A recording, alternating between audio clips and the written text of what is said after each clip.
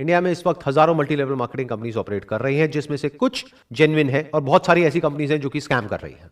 In fact पास में भी ऐसी बहुत सारी कंपनीज हैं जिन्होंने पब्लिक के साथ में बहुत बड़ा स्कैम किया। उसके बाद में या तो वो कंपनीज बंद हो गई या उनके जो ओनर्स थे उन्होंने सारा पैसा इकट्ठा किया पब्लिक का और वो भाग गए। और जब इस तरह के स्कैम्स बहुत ज्यादा बढ़ गए हमारी कंट्री में, तो गवर्नमेंट ऑफ इंडिया ने एक बहुत ही अच्छा स्टेप उठाया पब्लिक वेलफेयर के लिए।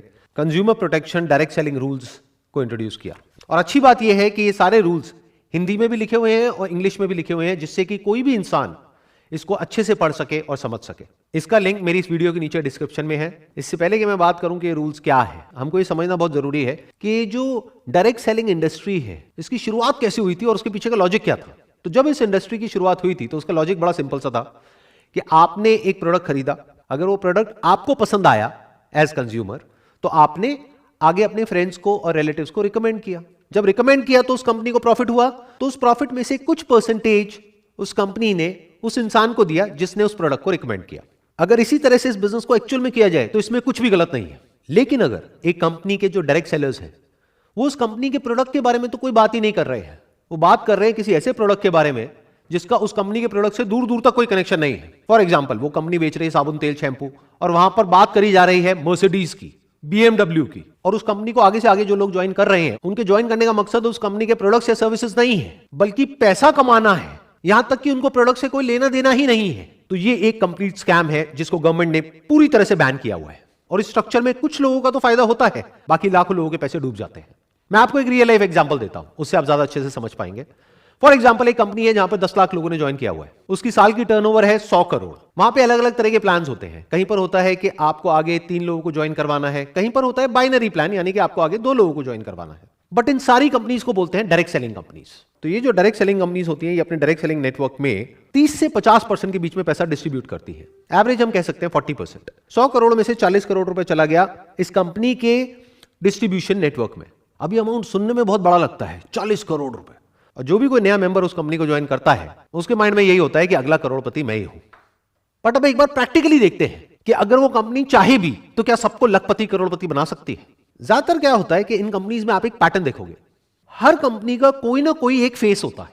वो एक इंसान स्टेज पर आकर के खड़ा होता है, वहां पर वो इंसान आकर के स्टेज पे सबके सामने अपनी इनकम को शेयर करता है और सबको बताता है कि उसके पास में कौन सी गाड़ी है। ज्यादातर इन लोगों के पास में मर्सिडीज होती है, और मर्सिडीज का भी कोई छोटा मोटा मॉडल नहीं, 3 करोड़ का, 4 करोड़ का। इसके अलावा वो इंसान बताता है कि मैं कितना पैसा कमा रहा हूं इस कंपनी से, जो लाखों में नहीं होता है बल्कि करोड़ों में होता है। यानी वो इंसान स्टेज पर आकर के सबके सामने बोलता है कि मैं महीने का 1 करोड़ रुपए कमा रहा हूं इस कंपनी से, और लोग वहां पर बैठ करके तालियां बजाते हैं। वो जो ताली बजा रहे हैं उनको ये नहीं पता है कि वो 1 करोड़ रुपए आ कहां से रहा है। इन अदर वर्ड्स, अगर वो इंसान कह रहा है कि मैं महीने का 1 करोड़ रुपए कमा रहा हूं इस कंपनी से, इसका मतलब साल का कितना हो गया, 12 करोड़ रुपए। तो 100 करोड़ में से 12 करोड़ ये इंसान ले गया। इसके अलावा आप एक और बहुत इंटरेस्टिंग पैटर्न ऑब्जर्व करोगे अगर ध्यान से इस कंपनी के स्ट्रक्चर को समझोगे, कि वो जो एक इंसान होता है उसके नीचे कुछ लोग होते हैं जिसको डाउनलाइन बोलते हैं। उसमें 20 से 30 लोग ऐसे होते हैं जो महीने का लाखों रुपए कमा रहे होते हैं। तो अब एक बेसिक सी कैलकुलेशन करते हैं कि उस कंपनी में जो बाकी के लोग हैं, यानी 10 लाख लोग हैं, उनके हाथ में कितना पैसा आ रहा है। 12 करोड़ मिला उस एक इंसान को जो टॉप पर बैठा है, और 30 करोड़ मिला 29 लोगों को जो उससे नीचे वाले लेवल पर है, यानी हो गया 42 करोड़। यानी कि 42% पैसा यहां पर डिस्ट्रीब्यूट हो गया है। अब मैं मान लेता हूं उस कंपनी का पे आउट है 50%, तो बचा कितना, 8%, 8 करोड़ रुपए। ये 8 करोड़ किसके हाथ में आया, बाकी के जो 10 लाख लोग हैं उनके हाथ में। तो एक इंसान के हाथ में आता है 80 रुपए साल का। अब यहां पर समझने वाली बात यह है कि जो 80 रुपए है ये कैलकुलेशन के लिए एक एवरेज है, बट ऐसा एक्चुअल में नहीं होगा। एक्चुअल में क्या होगा, किसी के हाथ में हो सकता है 8,000 भी आ गया, किसी के हाथ में कुछ भी नहीं आया। तो मैं कोई नहीं होता आपको ये बोलने वाला कि आपको ये करना चाहिए नहीं करना चाहिए, ये डिसीजन आपका है, क्योंकि सिर्फ आपका पैसा नहीं लग रहा है, आपका टाइम भी लग रहा है। प्लस जब आप ऐसी कंपनीज को ज्वाइन करते हो तो बहुत सारी ऐसी कॉस्ट होती है जिसको आपने शुरू में कैलकुलेट नहीं किया होता है। जैसे इन कंपनीज के जो सेमिनार्स होते हैं, यूजुअली उसके लिए आपको टिकट खरीदनी होती है, ट्रैवल के पैसे लगते हैं, आपका टाइम यहां पर लग रहा है। तो आपको सारी कैलकुलेशंस करके चलना है कि आपने कितना पैसा और कितना टाइम लगाया, और साल के एंड में आपके पैसा कमाने की पॉसिबिलिटी क्या है। यानी कि अगर उस कंपनी में 10 लाख लोग हैं और कोई एक इंसान आकर के बोल रहा है कि मेरे पास में 3 करोड़ की गाड़ी है और 1 करोड़ रुपए मैं महीने का कमा रहा हूं, तो वहां पर बैठ करके तालियां नहीं बजानी है, बल्कि उस इंसान से यह पूछना है कि आपके ऐसे और कितने हैं इस कंपनी में। यह पूछना क्यों जरूरी है, क्योंकि वो पैसा वो जो इंसान कमा रहा है वो आपकी जेब से आने वाला है। तो अब सवाल ये उठता है कि क्या सारी मल्टी लेवल मार्केटिंग कंपनीज जितनी भी है वो सब फ्रॉड है। ऐसा नहीं है, कुछ कंपनीज जेन्युइन भी है। लेकिन अब इस फर्क को कैसे किया जाए कि कौन सी कंपनी जेन्युइन है और कौन सी फ्रॉड है। तो आज हम यही काम करने वाले हैं, हम डिटेल में समझने वाले हैं कि कौन सी कंपनी जेन्युइन है और कौन सी फ्रॉड है। इसके बेसिस पे नहीं कि मुझे क्या लगता है या आपको क्या लगता है, बल्कि इसके बेसिस पर कि हमारी कंट्री का लॉ क्या कहता है। 28 दिसंबर 2021 को गवर्नमेंट का एक नोटिफिकेशन आता है जिसमें कि जितनी भी डायरेक्ट सेलिंग कंपनीज हैं उन सबके लिए प्रॉपर गवर्नमेंट ने कुछ रूल्स बनाए। मैंने डिटेल में इन सारे रूल्स को स्टडी किया और इसमें से कुछ इंपॉर्टेंट पॉइंट्स को हाईलाइट किया हुआ है जो हम सबके लिए एज कंज्यूमर समझना बहुत इंपॉर्टेंट है।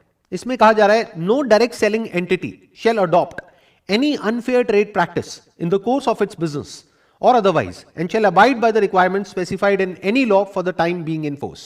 In other words, वो कंपनी जो भी आपको कमिट कर रही है अपने प्रोडक्ट्स या सर्विसेज को सेल करने से पहले या उस कंपनी को ज्वाइन करने से पहले, उसके बाद में उस कंपनी को उन सारे कमिटमेंट्स को पूरा करना ही पड़ेगा। अपनी एडवर्टाइजिंग के थ्रू या अपने डायरेक्ट सेलर नेटवर्क के थ्रू या किसी भी तरीके से वो कंपनी कोई भी किसी भी तरह का गलत कमिटमेंट करके आपको ज्वाइन नहीं करवा सकती है। अगर ऐसा वो कंपनी कर रही है तो इन रूल्स के अकॉर्डिंग वो बिल्कुल गलत है। अगेन एक बहुत इंपॉर्टेंट पॉइंट है यहां पर, every direct selling entity shall ensure that the advertisements for marketing of goods or services are consistent with the actual characteristics, access and usage conditions of such goods and services. इसका मतलब यह है कि वो जो डायरेक्ट सेलिंग कंपनी है या जो उसका नेटवर्क है डायरेक्ट सेलर्स का, उसमें से कोई भी ऐसा कोई भी एडवर्टीजमेंट नहीं दे सकते हैं कहीं पर भी जहां पर कि उस प्रोडक्ट को, उस सर्विस को या उस कंपनी का जो भी प्लान है उसको बहुत बढ़ा चढ़ा करके दिखाया जा रहा है कि वो है कुछ और उसको कुछ और ही दिखाया जा रहा है। अगर मैं इसका एक प्रैक्टिकल एग्जांपल आपको दूं तो आपने नोट किया होगा कि फेसबुक पर, इंस्टाग्राम पर, यूट्यूब पर ऐसी बहुत सारी एड्स आती हैं जहां पे किसी एक पर्टिकुलर सेगमेंट को टारगेट किया जाता है। जैसे कि अगर आप एक हाउसवाइफ हैं और घर बैठे बैठे लाखों रुपए कमाना चाहते हैं तो हमको कॉन्टैक्ट करिए। तो इस तरह की एडवर्टाइजिंग अगर कोई कंपनी कर रही है तो वो एक स्कैम है। अब ये एक पॉइंट है जो बहुत इंपॉर्टेंट है समझने के लिए।